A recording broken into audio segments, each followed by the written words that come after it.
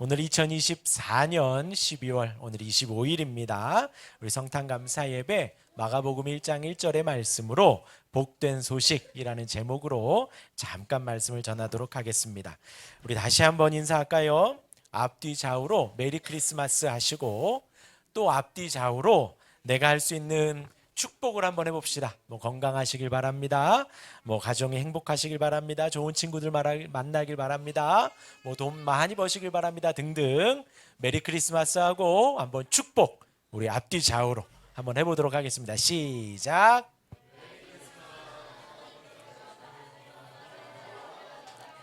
네.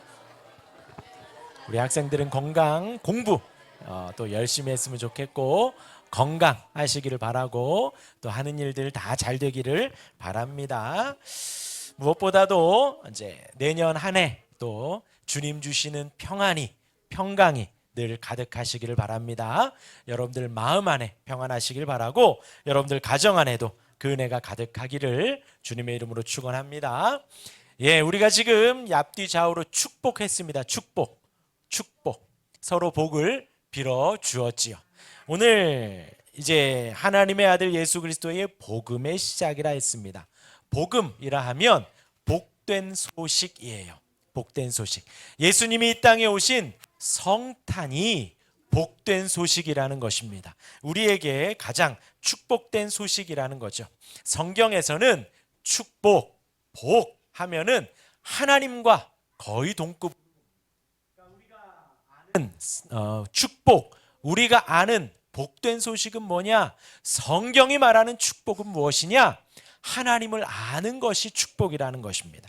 하나님이 우리 안에 계신 것이고 하나님이 우리와 함께하는 것이 축복이라고 성경은 말을 합니다. 그래서 예수님이 이 땅에 오신 것이 축복이라는 거예요.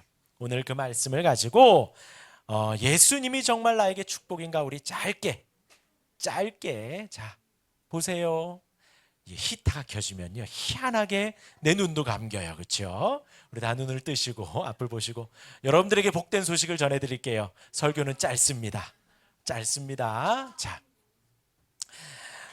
조금 전 읽은 말씀은 마가복음입니다. 마가라는 사람이 이 복된 소식을 기록을 한 거예요. 근데 마태, 마가, 누가, 요한 이렇게 4복음서가 있는데 다른 마태, 누가, 요한에는 예수님의 탄생에 대해서 말을 하고 있는데 오늘 마가복음에서는 예수님의 탄생을 말을 하고 있지는 않습니다. 하지만 하나님의 아들 예수 그리스도의 복음의 시작이다라는 말씀으로 마가복음을 시작을 하면서 그 예수님의 행적을 증거해 가고 있어요. 그래서 오늘 이 한 절의 말씀을 가지고 가운데 예수 그리스도 있죠. 그 예수님의 이름이 맨 앞으로 가서 하나님이시고 예수님의 이름이 하나님의 아들이시고 예수님의 이름이 그리스도이고 예수님의 이름이 복음의 시작이다. 이렇게 딱 네 가지만 전하도록 할게요. 먼저 예수님의 이름이 뭐라고요? 하나님이십니다. 우리 예수님은요 2000년 전에 활동하셨던 분이에요. 역사적인 기록도 있지요. 그러나 예수님을 하나님으로 믿지 않는 인지하지 않는 사람들이 많이 있습니다. 성경에 보면은 예수님의 탄생 자체가 일반적이지 않아요. 여기에 있는 저와 여러분들 모두는 다 아빠 엄마가 있습니다. 아빠 엄마와 함께 우리가 있고 또 우리의 자녀들도 아빠 엄마와 함께 자녀들이 태어났지요. 그런데 우리 예수님은 그런 일반적인 방법으로 태어나지 않았어요. 동정녀 처녀의 몸에 성령으로 잉태되어 나셨습니다. 일반적이지 않아요. 전 세계의 온 인류에 이렇게 탄생하신 분은 딱 한 분밖에는 없습니다. 오직 예수님만이 그렇게 탄생하셨어요. 예수님이 땅에 오셔서 여러 가지 기적을 말씀하셨습니다. 그래서 작년 성탄 때에는 제가 그 기적들을 여러분들에게 말씀을 해드렸어요. 병을 고쳐주셨고 앉은 사람을 일으켰고 중풍병 걸린 사람을 벌떡 일으켰고 죽은 사람을 살리셨어요. 왜요? 예수님이 하나님이시라는 것을 나타내기 위해서 성경이 그러한 기록을 했습니다. 그리고 실로 예수님 2000년 전에 활동하시면서 그렇게 많은 사람들의 병들을 고치셨어요. 그래서 성경은 말합니다. 예수님이 하나님이시라고. 예수님은 그냥 단순히 우리 사람이 아니라 참 사람이시면서 동시에 참 하나님이십니다. 그래서 저와 여러분들을 구원하기에 충분해요. 그리고 그 하나님의 아들입니다. 아들. 저는 아들이 셋 있습니다. 참 축복되지요. 너무너무 행복해 죽겠습니다. 큰아들, 둘째 아들, 막내 아들. 우리 큰아들이 저보다 커요. 그래서 이렇게 안으면 이렇게 팔이 이렇게 안 닿아요. 팔뚝도 저보다 더 굵고 허벅지도 저보다 더 굵고요. 배도 저보다 저보다 아무튼 더 큰 아들이 있습니다. 아들이 셋이 있으니 한 명 정도 아들 없는 집에 보내도 되겠지요? 네. 아들 없는 집에 보내고 싶어서 한번 생각을 해봤는데 어느 누구도 보낼 애가 없어요. 다 사랑을 하니까요. 그런데 우리 하나님은 하나밖에 없는 독생자 그 아들을 이 땅에 보내주셨습니다. 그날이 바로 성탄절이지요. 오늘은 우리가 그 주님의 오심을 기뻐하며 하나님 앞에 예배해요. 하나밖에 없는 그분을 이 땅에 보내주셨습니다. 그리고 우리가 잘 알듯이 예수님이 이렇게 성탄해서 우리가 너무나도 기뻐하고 즐거워하지만 예수님의 30여 년의 삶이 그렇게 행복하지 않았지요. 영광스럽지 않았지요. 빛나지 않았지요. 사람들 앞에 무시당하고 모욕당하고 저 사람 미쳤다. 가족들에게조차도요. 그리고 저 사람이 귀신 들렸다. 귀신의 왕이 아니냐. 손가락질 당하기 일쑤였습니다. 그 삶을 우리 성부 하나님께서 아시지만 보내셨어요. 왜요? 저와 여러분들을 구원하시기 위해서. 오늘 이 시간 우리가 예배하는 이 날을 성부 하나님이 기대하시며 성자 하나님을 이 땅에 보내주신 것입니다. 따라하겠습니다. 예수님, 나를 위해 오셨습니다. 하나님께서 예수님을 여러분들을 위해서 이 땅에 보내신 거예요. 그 하나님의 아들, 예수님은 하나님의 아들이십니다. 그리고 이제 세 번째예요. 예수님은 그리스도입니다. 따라하겠습니다. 예수님은 그리스도입니다. 그리스도라 하면 구약에서는 메시아라고 했고요. 신약에서 그리스도라고 하고 우리에게 있어서는 구원자라는 의미가 됩니다. 우리를 구원해 주시는 거예요. 구원자라는 뜻은 주는 겁니다. 건져주는 거예요. 무엇에서부터요? 죽음에서, 죄에서요. 무엇을 구원해 주시냐? 우리를 죄에서, 죽음에서 건져주시는 이름이 바로 예수 그리스도입니다. 죄하면 뭐가 떠오르시나요? 잘 안 떠올라요. 죄가 뭐지? 나 범법행위 한 거 없는데, 그렇죠? 근데 우리 교회 주일날마다 우리는 십계명을 고백을 합니다. 하나님께서 직접 우리에게, 이스라엘 백성들에게 주신 계명이에요. 그 계명을 잘 따라라. 사람들은 다 그 계명을 따라 살았으면 좋겠다 하고 하나님께서 주신 말씀이에요. 뭐죠? 하나님 한 분만 섬겨라. 우상 숭배하지 마라. 안식일을 잘 지켜라. 또 이제 대인 계명으로 가서 부모를 공경해라. 또 살인하지 말라. 간음하지 말아라.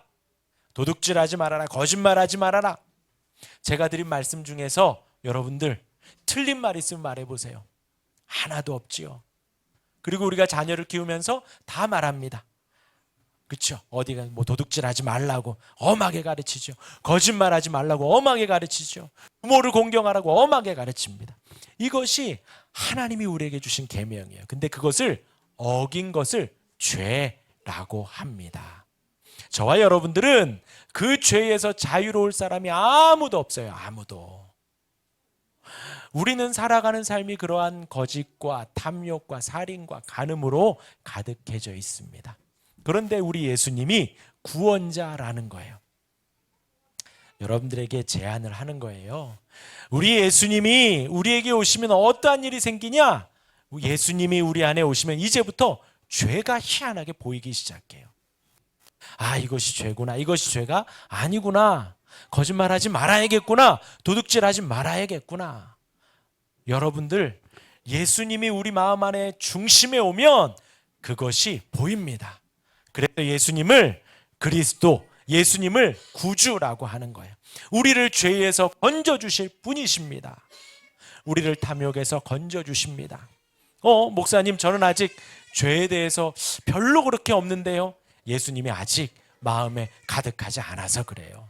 예수님을 가득하고 예수님을 중심에 두고 예수님을 따라 살아가면 자연히 죄가 멀어지고 죄로부터 구원을 받는 겁니다.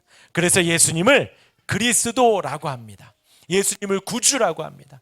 여기 있는 모두가 다 마찬가지예요.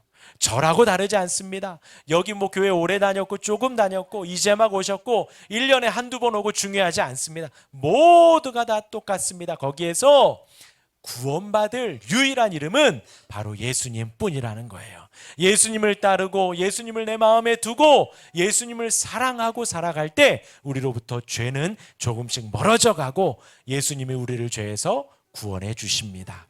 그리고 이제 마지막이에요. 예수님이 복음입니다. 예수님이 복음의 시작입니다. 그래서 예수님이 우리에게 오시고 우리 마음 안에 예수님이 중심에 계시면 그것이 성경에서는 축복이라고 하는 거예요. 그것이 복된 소식이라고 하는 것입니다. 왜냐하면 내 안에 이제 아까 말한 그 죄들 있잖아요. 살인하지 말라, 부모를 공경하라, 간음하지 말라, 도둑질하지 말라, 거짓말하지 말아라, 탐심을 버려라. 그런 마음들이 예수님이 우리 마음에 오면 조금씩 조금씩 사라지게 됩니다. 성경에서 예수님이 그랬어요. 살인하지 말아라. 자, 손 들어보겠습니다. 여기서 살인하신 분 손 들어보세요. 없어요. 그런데 예수님이 그랬단 말이죠. 친구에게, 이웃 사람에게 바보라고 놀리는 것도 그와 똑같대요. 옆에 있는 사람을 무시하고 이렇게 하는 것도 그 살인죄와 똑같다고 예수님이 가르쳐 주셨어요. 그런데 우리 마음 안에 예수님이 계셔서 그러한 마음들이 사라지는 거예요. 다른 사람을 욕하지 말아야지, 다른 사람을 무시하지 말아야지 라는 생각이 들면 마음이 어떨까요? 괴로워질까요? 그 사람한테 내가 나 한마디 욕 들었는데 그 사람한테 한 3마디 욕했어야 되는데 하고 괴로울까요? 아닙니다. 여러분들 한번 시험해 보세요. 한번 점검해 보세요. 내 마음 안에 예수님이 가득해서 그 사람을 더 이상 욕하지 않고 그 사람을 내가 축복해 줘야지 하는 마음이 생길 때에는 우리 마음에 이미 예수님으로 인한 천국이 가득해지는 거예요. 어떤 분이 오셔서 그래요. 그 사람 진짜 나한테 못한다고 막 화난다고 막 그래요. 그러다 저 그냥 가만히 듣고 있으면 그 다음에 뭐라 그러냐면 그래도 그 사람 불쌍해요. 그냥 가만히 있어요. 그러면 또 그래요. 이 사람 또 나를 힘들게 해요. 어렵게 해요. 근데 그 사람 참 불쌍해요. 왔다 갔다 해요. 그런데 거기에서 우리 예수님이 마음 안에 오시면요, 그 사람을 진정 축복하고 싶은 마음이 생깁니다. 보호해주고 싶은 마음이 생기고요, 좋은 말 해주고 싶은 마음이 생겨요. 그렇게 예수님이 우리에게 축복이 되고 복음이 되는 것입니다. 내가 그렇게 되면 내 옆에 있는 배우자가, 우리 함께 있는 가족들이 천국을 누리는 거예요. 내가 그렇게 되면 우리 가정이 천국을 누리고, 가정이 천국을 누리면 여러분들이 있는 회사가 또 천국이 되는 것입니다. 그래서 마가복음은 저 1장 1절을 시작으로 우리에게 복음을 말하고 있어요. 우리 다시 한번 읽어볼까요? 하나님의 아들 시작. 하나님의 아들 예수 그리스도의 복음의 시작이라. 그 예수님이 여러분들에게 복음이 되고, 예수님이 여러분들에게 복음의 시작이 되고, 우리의 인생에, 여러분들 가정에, 여러분들이 있는 곳에 복음의 시작이 되기를 주님의 이름으로 축원합니다. 아멘. 기도하겠습니다.